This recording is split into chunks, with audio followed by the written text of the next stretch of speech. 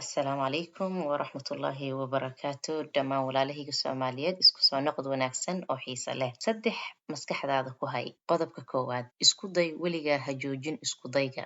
Isku day weligaa ha joojin rumayska aad rumaysan tahay naftaada.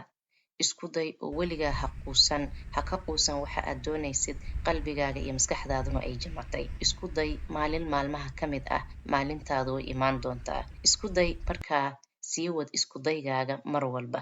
Isku day ilaa aad ka guulaysanaysid.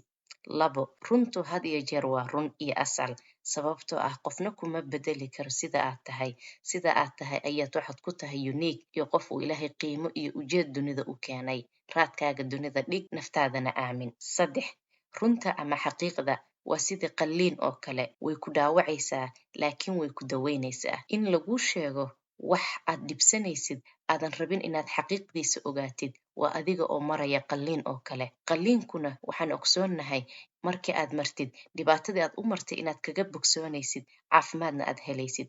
Runtuna waa sidaasoo kale, laakiin inaad ku noolaatid run been u eg waa sidii xanuun baabi'iyo oo kale.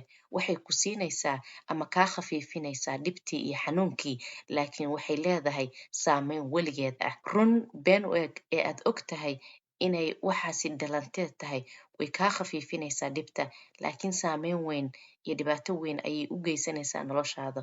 Doorbid inaad ku noolaatid mar walba xaqiiqda iyo runta, iyadaana cawaaqibnimo wanaagsan. Intaan dib video kale oo xiise leh uga kulmayno, waxaan idinka tegayaa anigoo ah walaashin Khadra Cali. Fi amaanillaah. Assalaamu calaykum waraxmatullaahi wabarakaatu.